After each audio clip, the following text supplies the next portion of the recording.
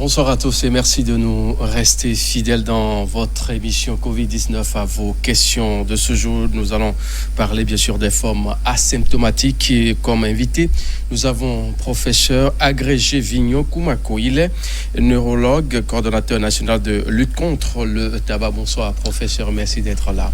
Merci, bonsoir Mathieu. Alors, quand on parle des formes asymptomatiques, justement, à quoi fait-on allusion concrètement dans votre jargon En fait, dans le jargon médical, les formes asymptomatiques, c'est les formes qui n'ont pas de signes. En fait, si on veut le dire en français courant, c'est les formes sans aucun signe. Oui. Tout simplement. Les formes sans aucun signe. Donc, dans le cadre de cette maladie à coronavirus, il y a combien de types de formes asymptomatiques qu'on peut avoir? En fait, dans notre jargon, il y a une seule forme, c'est-à-dire la personne n'a pas de signe, c'est juste ça. Donc, elle est unique, cette forme. C'est une forme unique. Maintenant, on a d'autres formes maintenant. Les formes asymptomatiques constituent une forme de l'ensemble des différentes formes de présentation de ce virus. OK. Donc, ce qui veut dire que pour le cadre dans le cadre, ou bien pour chaque cas de maladie, on n'a qu'une seule forme asymptomatique. Quand on dit asymptomatique, ça suppose que la maladie permet d'avoir des formes sans signe. Ce n'est pas toutes les maladies qui permettent. Il y a certaines maladies qui se présentent où la personne a la maladie mais ne fait aucun signe. Et c'est en ce moment qu'on parle de forme asymptomatique. Et quelle nuance peut-on établir entre forme asymptomatique et la mutation d'un virus ou bien d'une maladie? Bon, la mutation, c'est autre chose. C'est-à-dire que ici, en fait, les caractères génétiques de virus change ou bien se transforme. En ce moment, on parle de mutation. Maintenant, les formes asymptomatiques, c'est la forme de présentation, ou bien du moins les formes de présentation de la maladie. Donc, lorsqu'on parle d'asymptomatique, c'est lorsque la maladie, le malade qui est porteur de la maladie ne présente aucun signe qui soit visible. En fait, ou du moins, le patient est comme s'il n'avait jamais contracté la maladie. Justement, dans le cadre de cette maladie à coronavirus, on parle très souvent de formes asymptomatiques, des malades qui sont là, qui ne manifestent aucun signe. En fait, il faut différencier deux types de choses. Il y a une période qu'on appelle période d'incubation, où en ce moment, le virus est présent dans le corps de la personne, mais en ce moment-là, le virus n'est pas encore détectable ou n'a pas encore fait déclencher les signes. Là, on parle de période d'incubation. Et pour ce virus, la période d'incubation moyenne est de 3 à 5 jours. On peut aller à au extrême de 14 jours. Ça, c'est pour que pendant 3 à 14 jours, la personne ne va pas présenter de signes. Mais en ce moment également, lorsqu'on va le tester, il sera négatif. Mais dans le cas actuel du virus, c'est que en ce moment, c'est vrai qu'il sera négatif, mais il sera contagieux. OK. Il est négatif, mais il traîne des gènes. Il propage la maladie. Contaminer quelqu'un d'autre. Voilà. Et pour pouvoir faire maintenant, les formes asymptomatiques, c'est lorsque la personne, on le dépiste, il est positif, mais cliniquement, il ne présente aucun signe. Voilà. La toute première rubrique de cette émission, à vos questions, bien sûr, info, alerte cellule info.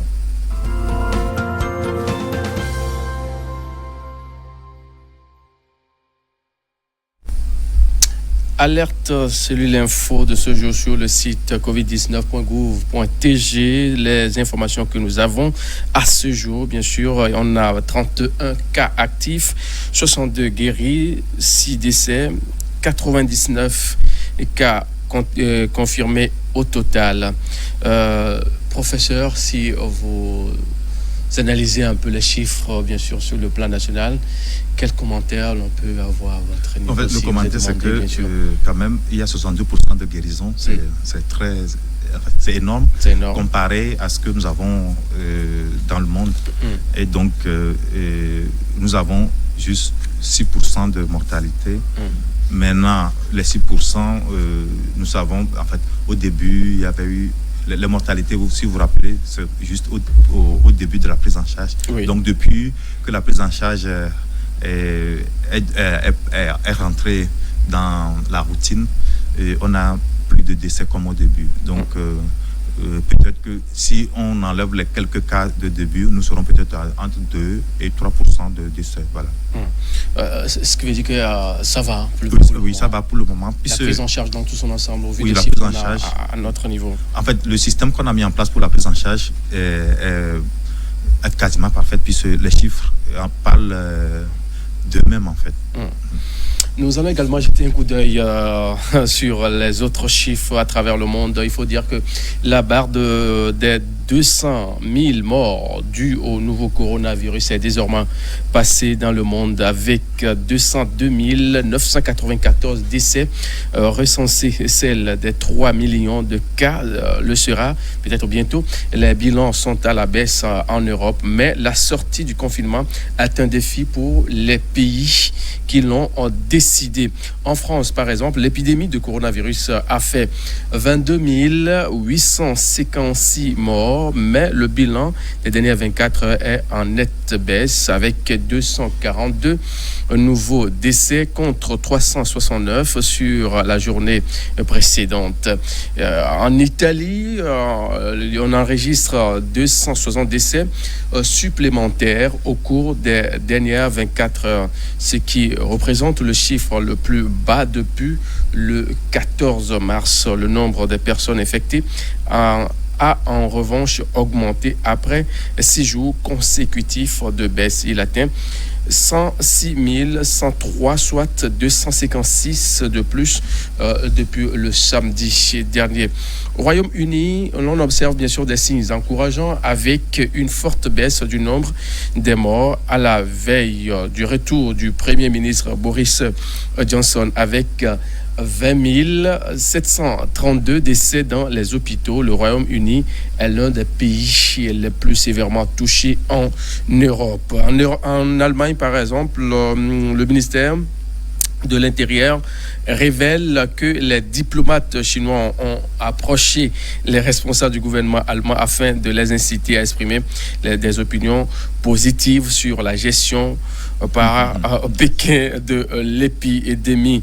Et pour terminer, en Chine, donc la saisie de 89 millions de masques non conformes, ce qui veut dire qu'il se passe beaucoup de choses dans cette affaire-là. La ville de Wuhan, où la pandémie a démarré, annonce qu'elle ne compte plus aucune personne atteinte du Covid-19 dans ses hôpitaux. Par ailleurs, la Chine assure avoir saisi 89 millions de masques non conformes au moment où les pays s'efforcent à dissiper les craintes à propos de la quantité du matériel médical exporté.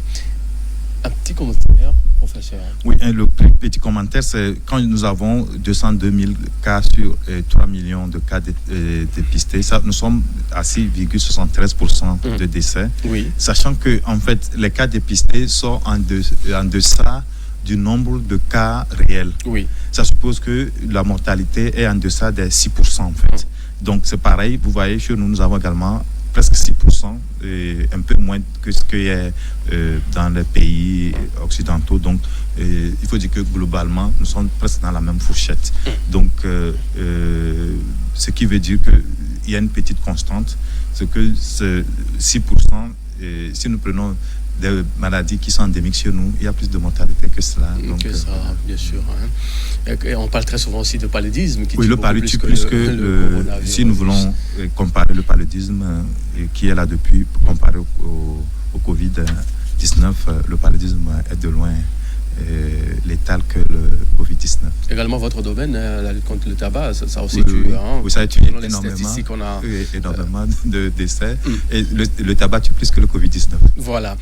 Et pour réagir, donc, bien sûr, dans cette émission, vous faites bien de nous laisser vos questions sur le 70 26 76 76. Et la première question nous dit: Esquissu, bonsoir, c'est Diabaré depuis Mango. Je voulais savoir combien de villes sont touchées de coronavirus au Togo. En fait, nous avons Lomé essentiellement. Nous avons eu des cas à Sokodé. Nous avons eu un cas à Mango qui était traité à Dapan. Et nous avons eu quelques cas à Tchévier. Donc voilà les villes qui ont été touchées. Pour l'instant, nous n'avons pas encore Lomé, Tchévié. Si on veut aller de Lomé à Dapaon, c'est Lomé, Tchévié, Sokodé et Mango. Voilà. Une autre 4 villes sur l'ensemble du territoire.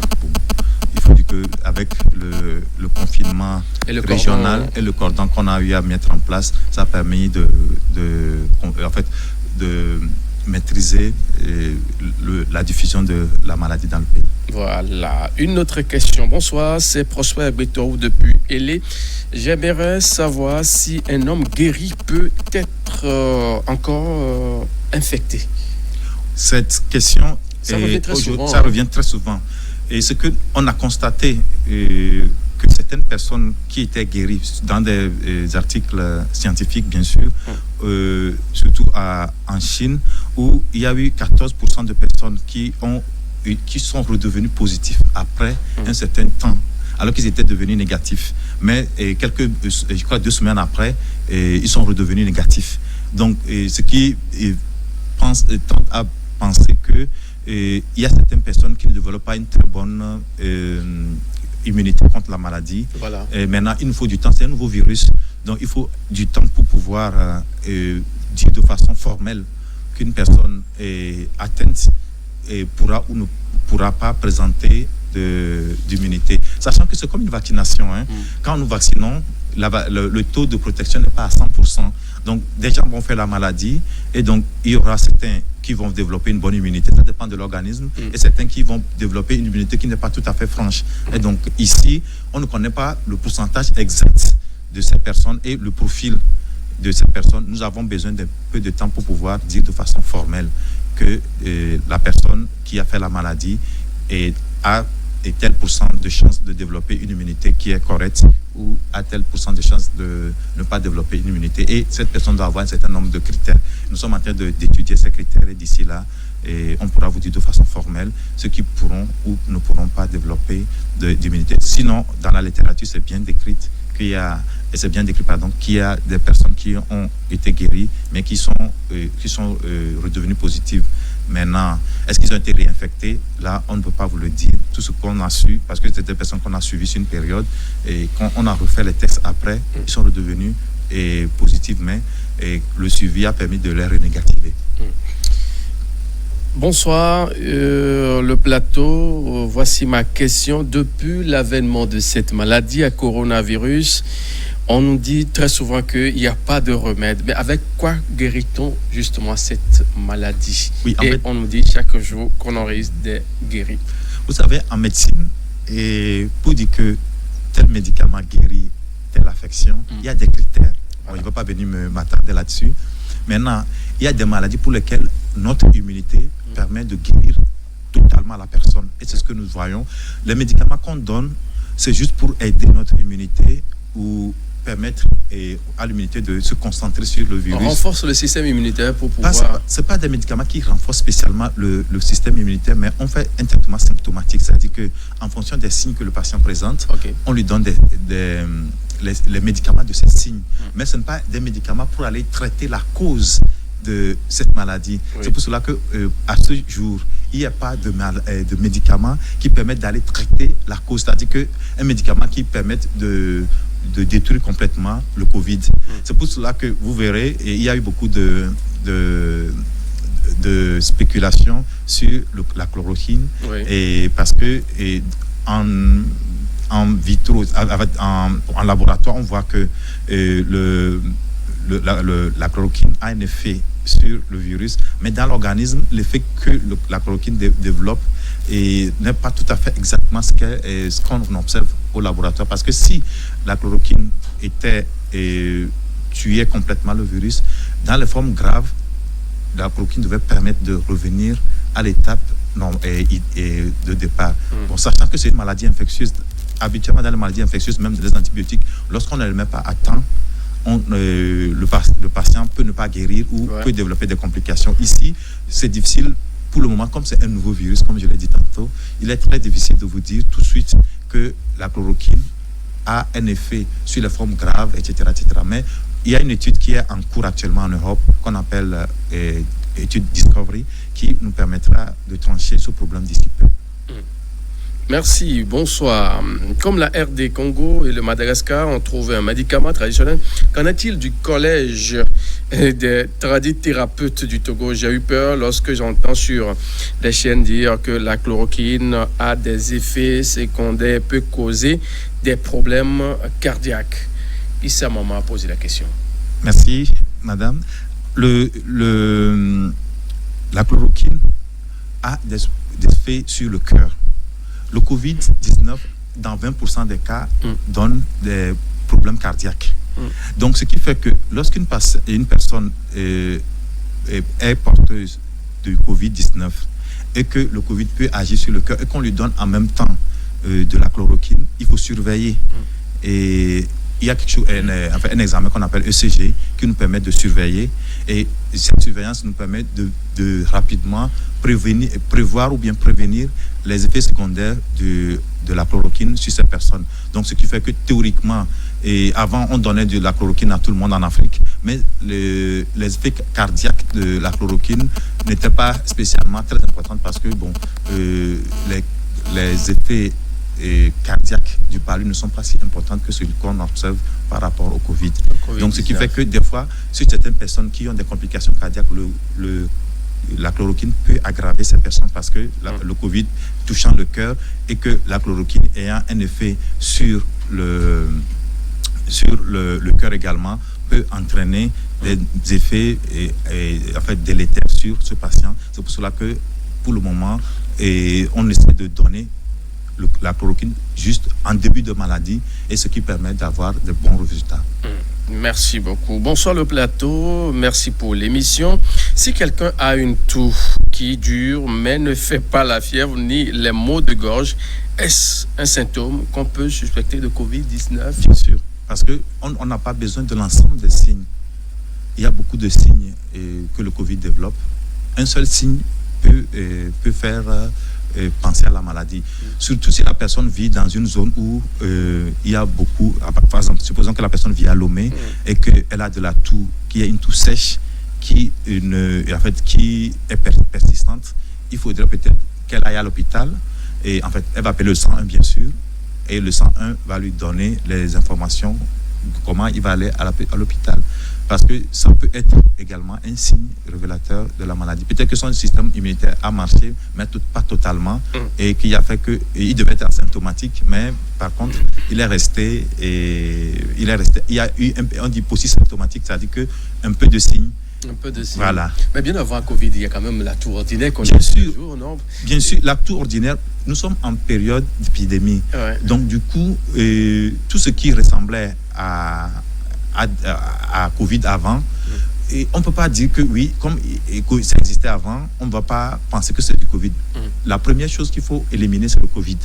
Parce qu'il y a des dispositions particulières et que cette personne est à même de transmettre la maladie, surtout si la personne tousse. Et si je veux revenir par exemple sur les patients asymptomatiques, par rapport aux études de Yuan publiées le 2 avril dernier, et en fait, ce n'était pas une publication par article, mais par news. Et il a été dit que 4/5 des personnes porteuses de la maladie étaient asymptomatiques par rapport à une étude chinoise. Donc, ça suppose que 4/5, ça fait pratiquement 80% des personnes qui sont pratiquement asymptomatiques. Et donc, les 20% autres vont présenter des signes. Maintenant, ça va de petits signes jusqu'aux grands signes que nous connaissons. Et même un seul signe suffit.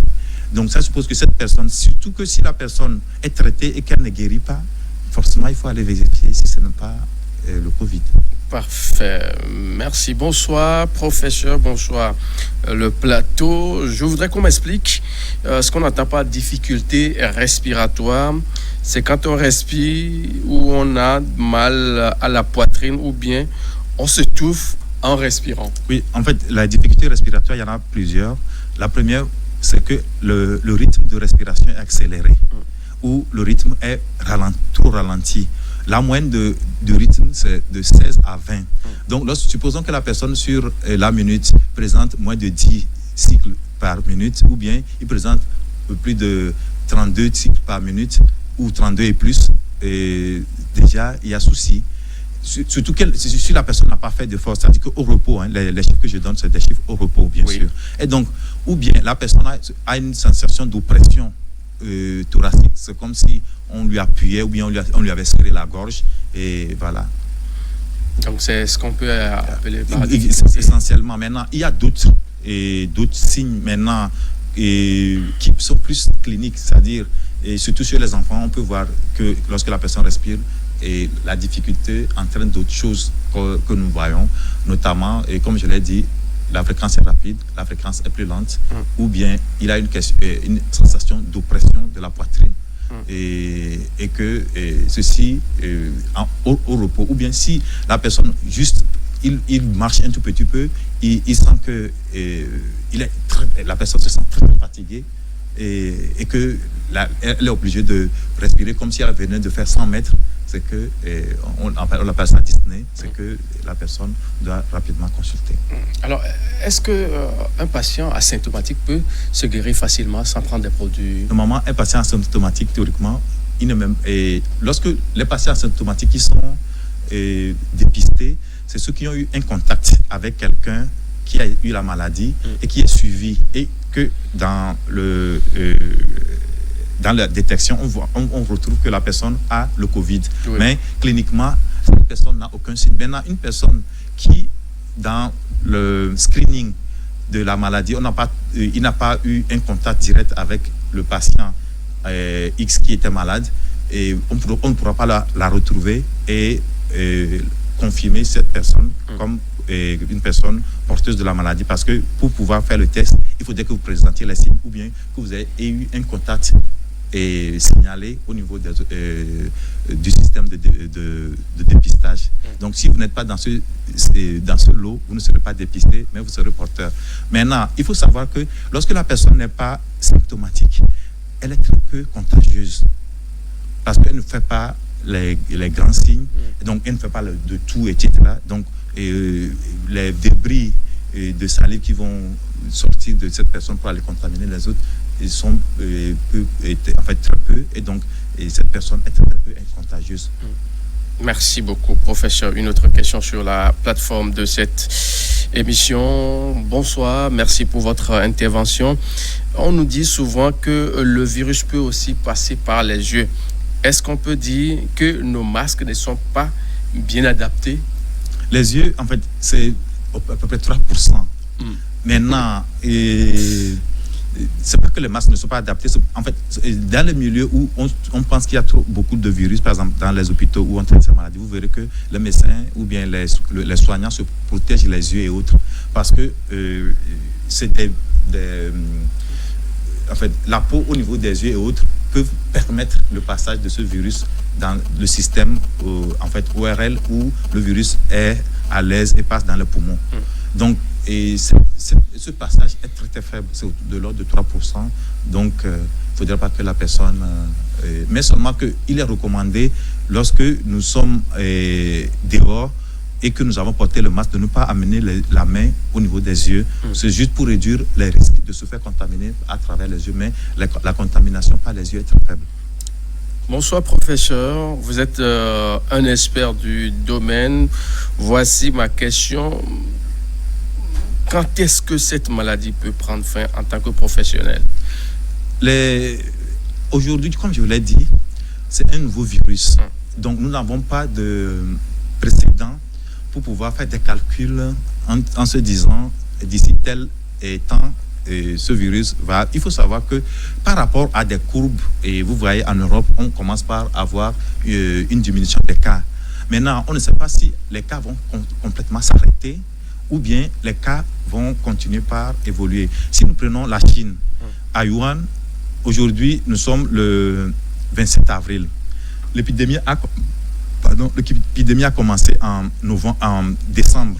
Et après 5 mois, actuellement, ils disent qu'ils n'ont plus de cas. Donc, si on doit faire des projections dans ce sens, ça suppose que nous avons après 5 mois à juguler le virus, et théoriquement, par rapport à ce que les Chinois ont déclaré, donc nous aurons à peu près 5 mois à juguler la crise, et après 5 mois, peut-être qu'on n'aura plus de cas. Mais il faudra que ce soit confirmé, parce que en science, un seul cas ne suffit pas. Yuan a dit, à partir depuis avril, ils n'ont plus de cas. Maintenant, est-ce que Yuan sera comme tous les autres pays ou bien tous les autres sites? On ne sait pas. Donc, ça suppose qu'ils ont fait 5 mois. Ça suppose que si on veut juste faire une translation par rapport à ce qu'ils ont eu, donc ça fait 5 mois. Donc maintenant, est-ce que ça va durer 5 mois? Je suis incapable de vous le dire. Merci beaucoup. Une autre question nous dit, c'est que je suis parmi les cas actifs, y a-t-il des cas compliqués en réanimation? Bon, ça, c'est un peu pointu, hein? Bon, ça, c'est pas la peine. Il faut le dire, oui, aux téléspectateurs. Merci pour cette émission. Mais quand on parle de Covid, vous ne voyez pas peut-être que ce n'est pas vraiment une affaire africaine quand on analyse un peu les chiffres? Peut-être que je n'ai pas très bien compris la question. Selon le téléspectateur, son analyse se base sur les chiffres. Les chiffres en fait, en Europe, il y en a beaucoup, oui, en Afrique, il y en a peu. Oui. Ben, il faut dire qu'en Afrique, on a pris beaucoup de mesures très tôt. Si vous voyez en Europe, vous voyez l'Espagne et le Portugal, ils sont 2 pays qui sont frontaliers. Le Portugal a pris très rapidement des mesures et qu'aujourd'hui, les cas du Portugal, ce n'est pas ce qu'on retrouve en Espagne. Donc, ce n'est pas dire que ce n'est pas notre cas. En fait, en Afrique, c'est parce que les Africains ont pris des mesures. On n'est pas resté bras croisés, oui. et pour avoir ces chiffres, hein, c'est après beaucoup d'investissements. Hein. Donc, il ne faudrait pas que les gens pensent qu'il n'y a pas eu d'action. Il y a eu beaucoup d'actions, et c'est ces actions qui portent leurs fruits. Alors, pour les cas asymptomatiques, comment se comporter envers ces personnes, puisqu'on ne sait pas qu'ils sont vraiment... Non, là, on ne sait pas, puisque c'est comme vous et moi. Oui. Donc, il suffit de se faire... On ne sait pas si la personne développe la maladie, tout ça. Il n'a aucun signe. Il est comme tout le monde.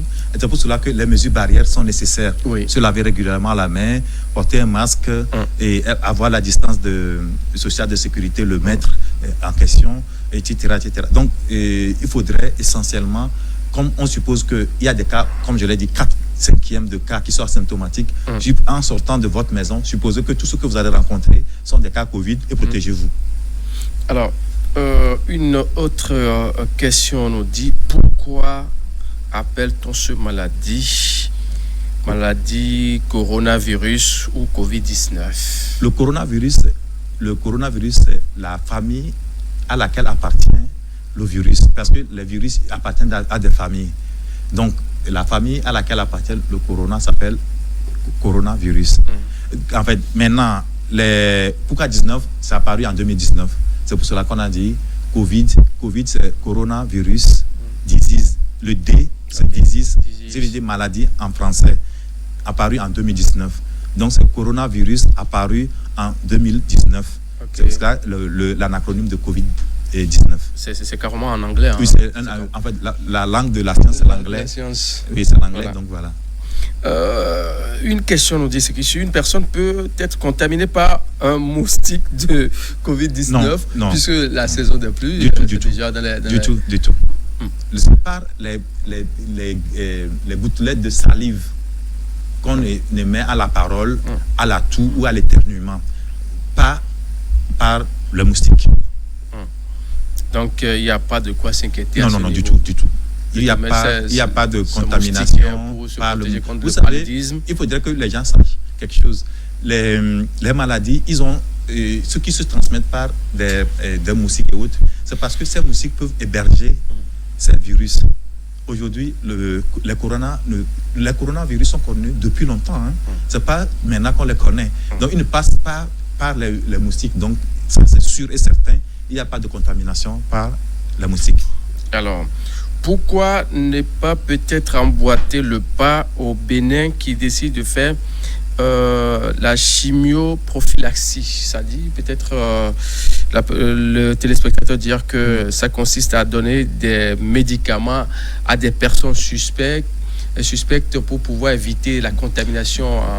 On a dit tout à l'heure que 4/5 à peu près, c'est une étude, mais pour le moment, pas confirmé au Togo, mais c'est pour dire une bonne majorité n'ont aucun signe et on a dit la maladie guérit spontanément, pas si votre système immunitaire est en bonne forme, ça disparaît complètement. Vous savez, le médicament, ce n'est pas de l'eau, ce n'est pas des bonbons. Et donc, un médicament qu'on donne à une personne a des effets secondaires. Et ces effets secondaires peuvent des fois tuer la personne. Donc, du moment où la maladie peut guérir spontanément sur 4/5 des personnes, il ne sert à rien d'aller faire une prophylaxie. Donc, la prophylaxie, c'est qu'on risque de donner encore d'autres conséquences à ces personnes qui vont prendre ces médicaments. Donc, je pense que pour le moment, pour moi, la décision qui a été prise au Togo est une décision très sage. Donc, on ne devait pas peut-être aller déjà à cette étape de la chose. Non. Ce qu'on peut faire, s'il y avait le vaccin, on vaccine les gens. C'est la seule prophylaxie aujourd'hui à faire, s'il y en a. Maintenant, la meilleure des prophylaxies aujourd'hui, c'est les gestes barrières. Donc, que les gens aillent prendre des médicaments, je pense que en fait, ça le trouve vite en besogne. Donc, il n'y a pas lieu de paniquer non plus. Donc, pour moi, en voulant faire trop de... On dit le bien, le mieux du mieux. Pour moi, la manière dont nous gérons, et les chiffres nous donnent raison. Donc, moi, je ne pense pas qu'il faille changer une équipe qui gagne. Merci beaucoup. Une autre question. Bonsoir, professeur. Est-ce qu'on peut dire aujourd'hui que le Togo a le miracle au vu du chiffre qu'on a au jour le jour en matière de guérison? Bon, est-ce que c'est un miracle? Bon, il y a un miracle, mais c'est après des efforts. Parce que on ne peut pas avoir des chiffres comme cela sans avoir mis en place un système. C'est pour dire que si on a ces chiffres, c'est que le système qui est mis en place marche. C'est tout simplement ça. Et que les autorités, les agents de santé font le travail qu'ils doivent faire et qu'on arrive à contrôler la diffusion de ce virus. Voilà. Pour contrôler bien sûr la diffusion de ce virus. Nous, avant d'aller bien sûr continuer cette émission, nous allons devoir marquer une pause pour aller à cette étape de la rubrique fake news, alerte fake news. Il se passe beaucoup de choses sur les réseaux sociaux que le bon Dieu fait à travers le monde entier. Nous allons suivre cette rubrique et on vient pour les commenter juste derrière.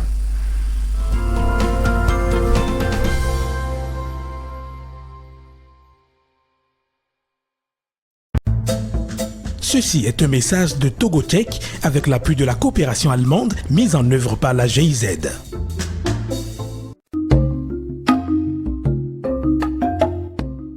Faux.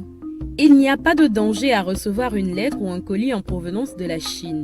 Est-il sans danger de recevoir une lettre ou un colis de Chine en ce moment de pandémie du Covid-19 ou d'utiliser un produit venu de Chine? Sur les réseaux sociaux, les versions divergent. Mais, selon l'Organisation mondiale de la santé, c'est sans danger. Pour l'OMS, les personnes qui reçoivent des colis en provenance de Chine ne risquent pas de contracter le coronavirus. L'organisation onusienne se base sur des analyses antérieures selon lesquelles les coronavirus ne survivent pas longtemps sur des objets tels que des lettres ou des colis. Par le passé, 2 épidémies de coronavirus ont entraîné des décès, le virus de MERS au Moyen-Orient entre 2012 et 2013 et le SRAS en Chine entre 2002 et 2003. Selon la chaîne française LCI, citant des chercheurs qui s'appuient sur l'étude de ces 2 cas, le MERS se dégradait rapidement en 2 ou 3 jours. Mais c'est plus lent pour le SRAS qui nécessite une semaine pour se dégrader. Or, d'après la récente étude de l'Institut américain de recherche sur les allergies et les maladies infectieuses, les micro-gouttelettes du Covid-19 en suspension dans l'air peuvent y être détectées 3 heures après leur projection. Sur les surfaces, la même étude montre que le Covid-19 résiste pendant 4 heures sur du cuivre, 24 heures sur du carton et jusqu'à 3 jours sur du plastique ou de l'acier inoxydable. La majorité des marchandises en provenance de Chine s'effectuent par bateau. Or, selon ces estimations, il faut au moins 4 semaines pour que les produits arrivent à destination au port de Lomé.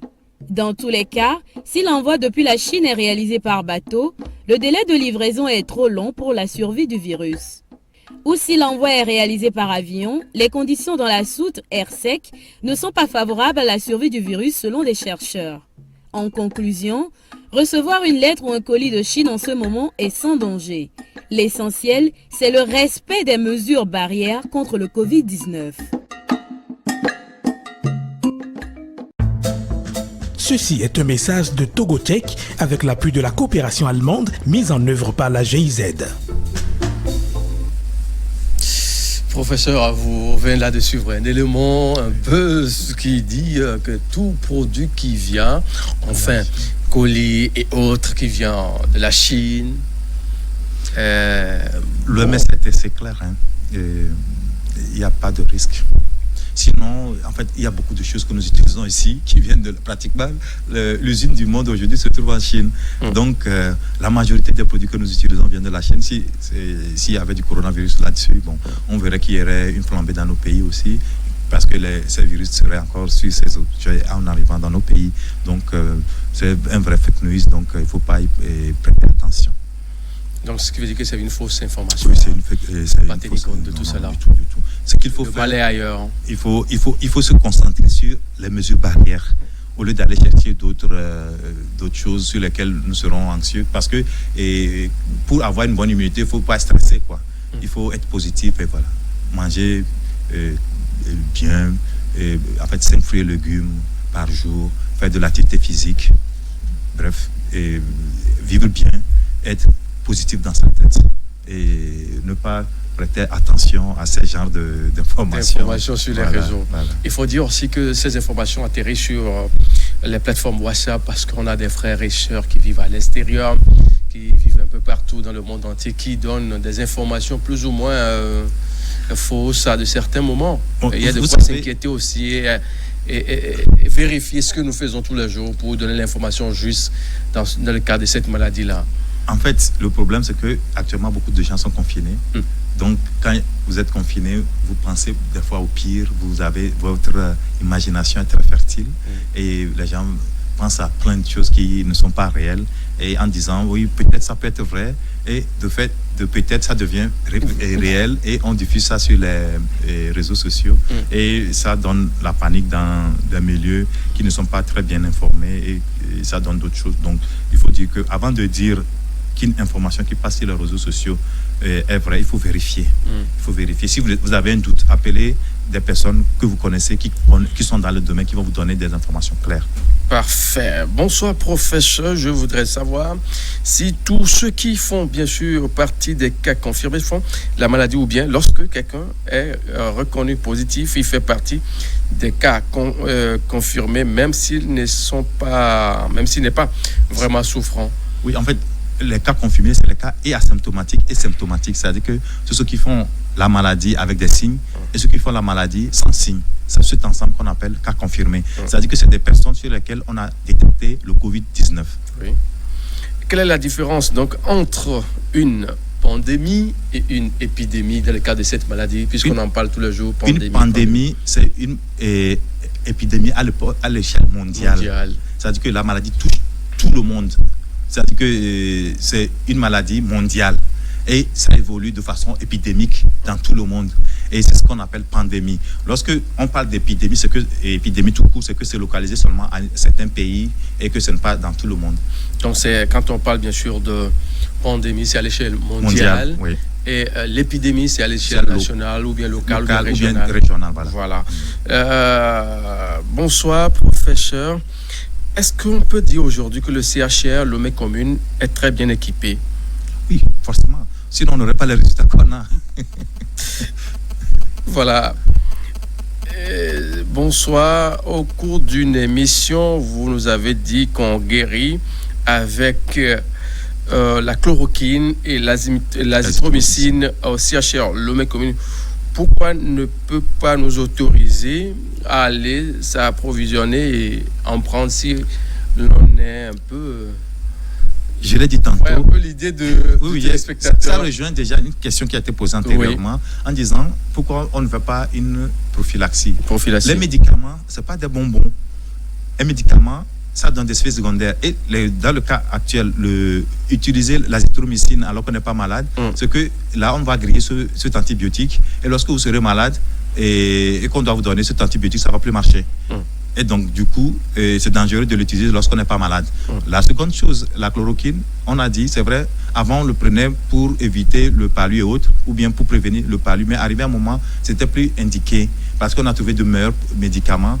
Et c'est pour cela qu'on a délaissé la chloroquine. Donc aujourd'hui, prendre de la chloroquine et de l'azithromycine alors qu'on n'est pas malade n'a aucun sens. Donc, c'est pas bien de non, du tout, se livrer à l'automédication. L'automédication, c'est dangereux. Très dangereux. Très dangereux. Les gens savaient ce que les médicaments donnent. Et si on leur donne des médicaments alors qu'ils ne sont pas malades, ils vont refuser. Bonsoir professeur, j'aimerais savoir si le virus contamine plus dans la nuit que la journée. Je pose la question parce que depuis la fermeture des boîtes de nuit, bars et autres, je ne comprends rien jusqu'à présent. Je me pose la question à savoir si c'est les mesures barrières ou c'est juste pour bloquer les activités de ceux qui travaillent la nuit. Non, et ces mesures permettent d'éviter énormément de la contamination, parce que ici, à la sortie du service, les gens vont se diriger directement à la maison. Ils ne vont plus aller se regrouper et prendre un petit pot, aller dans les boîtes de nuit où il est possible que lorsqu'une personne est infectée puisse diffuser la maladie dans ces zones. Donc c'est une très très bonne mesure. Ce n'est pas une question de jour, de nuit. Ici, si pendant la moitié de la journée, on peut éviter que la maladie se propage, c'est une très bonne chose. C'est parce que ici, nous n'avons pas les moyens comme les autres pays qui ont beaucoup de moyens pour confiner tout le monde à la maison. Autrement dit, on aurait fait couvre-feu matin et soir. Et donc, là, ça devient carrément confinement total. Total, voilà. Donc, nous, on n'a pas les moyens. Donc, on a fait un confinement à moitié. Donc, on a fait confinement juste la nuit. Donc, c'est une façon aussi on a divisé la part par deux. Et puis, voilà. Et maintenant, si la personne travaille la nuit, il y a des mesures qui ont été mises en place, notamment le non-vici. Merci beaucoup. Bonsoir, professeur. Quelle est la durée de vie d'un masque chirurgical, sinon l'ensemble des masques recommandés par le corps médical? Et un masque doit être porté au maximum pendant 4 heures. C'est 3 à 4 heures. 3-4 heures. Oui, au-delà. Pas le mettre à longueur de journée, à longueur de semaine. Non, du tout. Un masque, si c'est les masques chirurgicaux, en fait, c'est à usage unique. Maintenant, ceux qui achètent les masques en tissu, il faut les laver dans de l'eau chaude et puis c'est réglé. Et après l'avoir porté, après 3-4 heures, il faut changer et mettre un autre. Ceux qui ont les masques en tissu, on propose d'avoir 3 masques sur soi après 4 heures. Pour la journée. Oui, pour la journée. Si vous êtes loin de votre maison, après 4 heures, vous changez et ça pourra faire toute la journée. Et vous arrivez à la maison, vous les mettez, vous les lavez à l'eau chaude et au savon et vous les séchez. Après, tout est nickel. S'il y avait le corona là-dessus, l'eau chaude et le savon vont lui régler son. Qu'en est-il bien sûr des autres masques chirurgicaux que nous avons l'habitude de voir avec vous qui êtes bien sûr les professionnels du domaine de la santé? Quand on dit masque chirurgical, il y en a un seul type. Oui.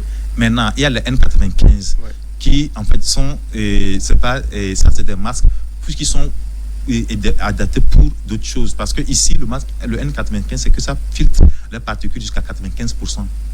Et donc, il y a 5% de particules qui peuvent encore passer, c'est des particules assez fines.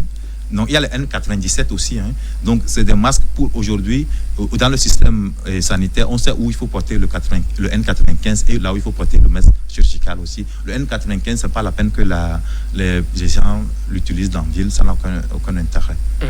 Merci beaucoup. S'ils veulent acheter des masques, et ce n'est pas jetable, ils n'ont qu'à acheter les masques chirurgicaux, c'est bon. Sinon, on peut... Le N95 n'a aucun intérêt pour eux. Voilà. Parfait. Bonsoir, professeur. Y a-t-il quelques conseils alimentaires pour élever son système immunitaire? Je l'ai dit tout à l'heure, c'est consommer, faire de l'activité physique, consommer 5 fruits et légumes, avoir une alimentation saine, et vivre dans les mesures d'hygiène nécessaires et pratiqué les mesures, les barrières, et on est en forme. Et surtout être positif, surtout pas stressé. Pas de stress. Le stress aussi, ça affaiblit le corps. Bien sûr, le stress affaiblit le système immunitaire. Voilà. Alors, bonsoir, professeur. On vous sait très puissant au Togo en matière de médecine, mais que viennent chercher les Cubains? En fait, on dit gouverner, c'est prévoir. Donc, il a été prévu que les Cubains viennent donner un coup de main. C'est tout. Sinon, c'est juste de prévoir en se disant que peut-être que leur présence va peut-être apporter, on va peut-être apprendre d'eux, et aussi vont apprendre de nous, et puis voilà. Et ils sont juste 11, hein, on ne sait pas toute une pléthore de personnes qu'on nous a envoyées non plus, quoi. Ce qui veut dire qu'il n'y a pas péril en demain, vous n'êtes pas à court. Pour l'instant, l'épidémie est sous contrôle, les chiffres le disent, hein. Et donc, et les Cubains, ils ont beaucoup d'expérience, et donc ils sont juste là pour partager ces expériences. Ils sont 11, hein. À l'échelle nationale, 11 personnes, dis donc, bon, faudrait pas que les gens aient des soucis, c'est juste une prévoyance, et voilà. Et enfin, ils nous aident par rapport à leurs compétences. C'est pas qu'on n'a pas assez de compétences, mais quand vous êtes plus nombreux, et on dit du frottement des idées naît la lumière, donc voilà. Parfait. Bonsoir, merci pour l'émission. Si le savon et gel hydroalcoolique tue le virus, pourquoi les chercheurs n'utilisent pas leurs composantes pour fabriquer un vaccin? Non, ça c'est un peu comme ce qui a été dit aussi tout récemment, mais bon. Ici, le vaccin, il faut savoir que pour que quelque chose passe dans le corps, il faudrait que ce soit quelque chose qui soit pas dangereux pour le corps. C'est comme si la personne demandait aux gens d'avaler les gels hydroalcooliques, etc. C'est dangereux. Et c'est pas des produits qu'il faut inhaler ou bien avaler. C'est dangereux pour le corps. C'est des choses qui sont à usage externe et non à usage interne. Donc, il ne faudrait pas que les gens utilisent ce genre de produits-là pour se laver les mains pour ça. Rien que c'est fait pour se laver les mains. C'est pas pour être avalé ni pour être injecté. Merci beaucoup, professeur. Alors, nous sommes pratiquement à la fin de l'émission. Peut-être un message à l'heure actuelle à ceux qui nous suivent, qui doutent toujours, qui ont des difficultés à respecter les gestes barrières, qui se disent que cette maladie, c'est une affaire des Blancs. On s'en fout avec notre Nimo et autres. Là, on peut s'en sortir facilement. Il faut direct dire que le Covid-19 est une réalité. Il y a eu des morts chez nous au Togo. Et ce n'est pas une vue de l'esprit. Et aujourd'hui, nous sommes à 6%, un peu comme le pourcentage de décès dans le monde entier. Il y a 202 000 cas pour 3 millions de cas détectés. Ça fait à peu près, si les personnes calculent, ils verront que ça fait à peu près 6%. Nous ne sommes pas à 6%, mais nous sommes presque à 6%. Il reste quelques virgules pour avoir les 6%. Donc, nous sommes globalement dans le lot global de décès qu'on a par rapport au nombre de cas qu'on a. Donc, du coup, il faut respecter les gestes barrières. Écouter les informations que les autorités donnent. Parce que les autorités ont les informations au jour le jour et en fonction de l'évolution, on nous recommande des choses. Il faut être à l'écoute et respecter ce que les autorités disent. Éviter d'avoir les nouvelles sur les réseaux sociaux, parce que les gens envoient du n'importe quoi sur les réseaux sociaux. Peut-être il y a certains qui sont vrais, mais il y a la majorité qui sont des fake news, comme on le dit souvent, des fausses informations. Donc, s'il y a des informations qui ne sont pas sûres, appelez un agent de santé, il vous donnera la bonne réponse. Il vous dira ce qui est vrai du faux. Et tout ce que je peux dire, si vous pensez que vous avez la maladie, appelez le 111.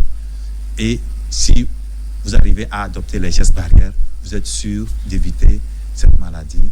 Et ça nous permettra de vivre en bonne santé et d'être heureux, parce que quand on est malade, on n'est pas heureux, on est stressé, on a des idées, pas tout à fait. Mais il faut savoir, même quand bien même on a été testé positif, on a aujourd'hui plus de 62% de guéris.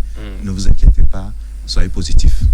Merci beaucoup, professeur. Je rappelle bien que vous êtes professeur agrégé Vignon Koumako. Vous êtes neurologue de profession, hein? Oui. Et coordonnateur national, bien sûr, de lutte contre le tabac. Ouais. Bon retour chez vous. Hein? Merci beaucoup. Et surtout, observons les gestes barrières. Surtout. Mesdames et messieurs, chers amis téléspectateurs, très bonne suite de nos programmes à vous tous et à très vite.